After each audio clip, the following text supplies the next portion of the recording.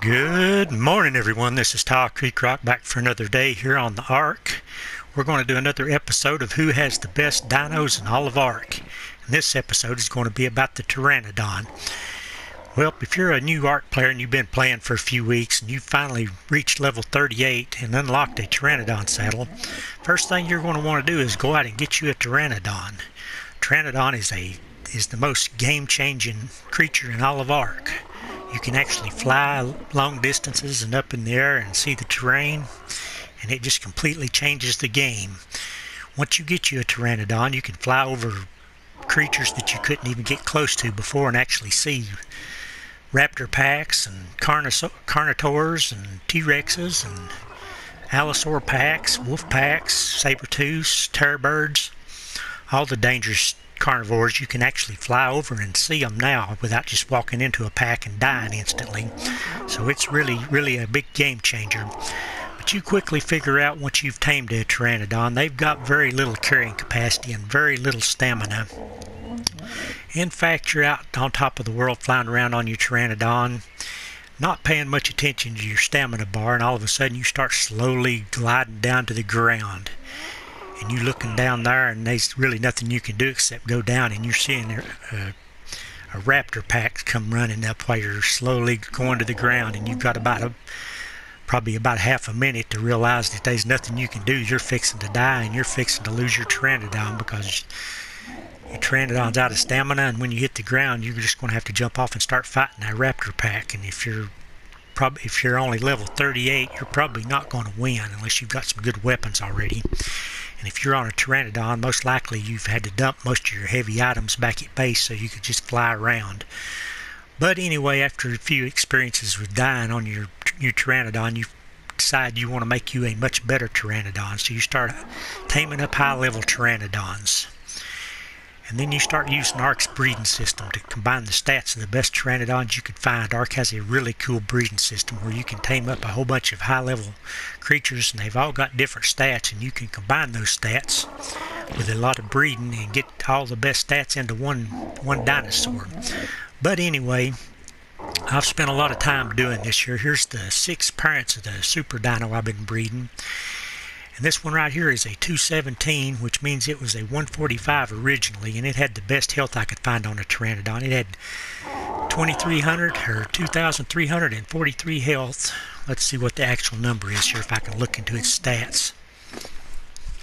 Its actual number was 2,343.8 health, so this was the best health stat Pteranodon I could find. And this was the best stamina stat Pteranodon I could find. It's got 502.5 stamina. Pretty good colors on it too. And then this here right here, the oxygen one, is also kind of cool colors. It's kind of got red stripes on a dull green color. But this was the best oxygen one I could find. It has 855 oxygen, which I know oxygen is not an important stat for a flyer because they can't even go in the water, so oxygen is pretty much a waste. But I was breeding one for best stats I could get altogether, so I got everything, even food. This was my best food stat Pteranodon. It has 5,000 or 8,526.6 food, and it is a 223, so it was originally a 150. I forgot to say what these were. Okay, this one's a 224, so this was originally a 150 also, my stamina one. My oxygen one is a 201, so it was probably a 135 originally. I think it'd be right, 135. My food one is a 223, so it was originally a 150. My best weight stat one is a 224, so it was originally a 150 also. It came out with 235.2 weight. And then last but not least was my best melee damage one. It was a 217, so it was a 240 or 145 to begin with. And its melee stat is 486.2% melee.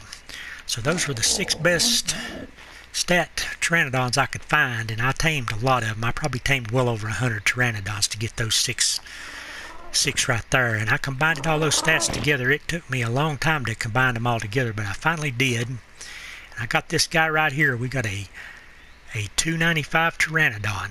It's got all the stats of those all combined. It's got a 2,343.8 health. It's got 502.5 stamina. It's got 855 oxygen.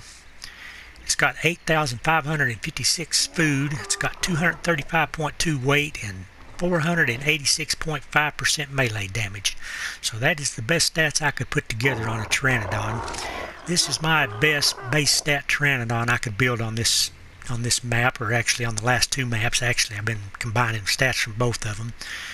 But I think all the Pteranodons on this particular specimen all came from this map. So there's the 6 parents for this one Pteranodon right here. It is a 295, and it is my claim to the best Pteranodon in all of ARK. If anybody's got any better stats or a better Pteranodon, come on and claim the title as the best dinos in ARK and the best Pteranodon. But anyway, once you get to this point, that's not the end. You can even make a much better one if you want to. If you've got your maturation setting turned up or turned down a little bit, so it takes them longer to mature, you could imprint on this guy.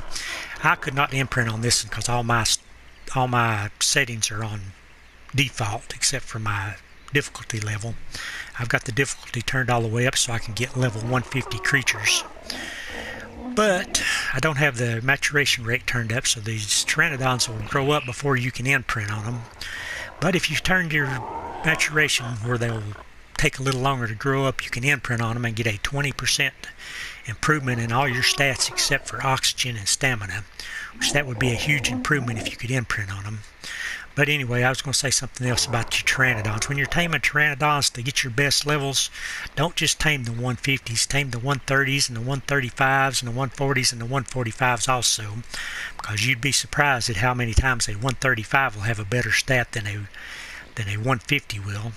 See, like here mine is, I've got a 145, a 150, a 135, another 150, another 150, and another 145. So out of these 6 Pteranodons, 3 of them were 150s, but 2 of them were 145s, and one of them was a 135 to have the best stats. So it's best to tame everything 130 and above if you're going to try to breed you a super dino.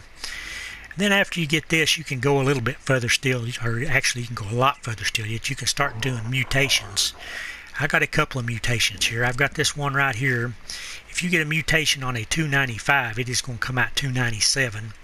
But this one right here is a 296 because I got this mutation before I ever managed to combine all the stats together. So this one came out 296, and it has 1 weight mutation.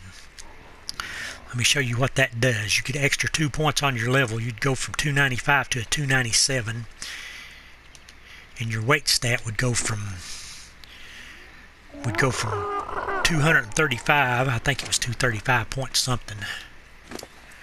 Your weight stat go from 235.2 to 240.0. So it's not a huge improvement on your weight. It's like 4.8% improvement in your weight. But Pteranodons have such low weight that is a big help if you can throw a bunch of weight mutations into your Pteranodons. This guy also got a green face and green feet, his color mutation, along with that stat mutation.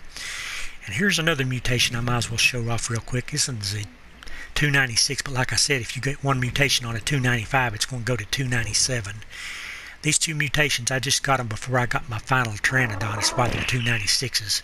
This one has a melee damage mutation, and the melee damage went from 286.2 up to 500.5. So it increased. I think it's like 14.3 percentage points, 14.3 points. So the melee damage goes up quite a bit more than the weight if you get a melee mutation. But anyway, this whole episode is just about your best basic Pteranodon you can breed out of your best dinosaurs. So you go out and tame as many of your high-level Pteranodons as you can tame. You pick the ones with the best stats. Best thing to do is just tame a bunch of them, don't level none of them up, and then after you get a whole bunch tamed, start looking through them and pick out your best health stat. I always put the health stat as the name. This one's got 243% health, so that's the name of the Pteranodon. This one's 503 stam. I named them by their stat that I'm going to use them for.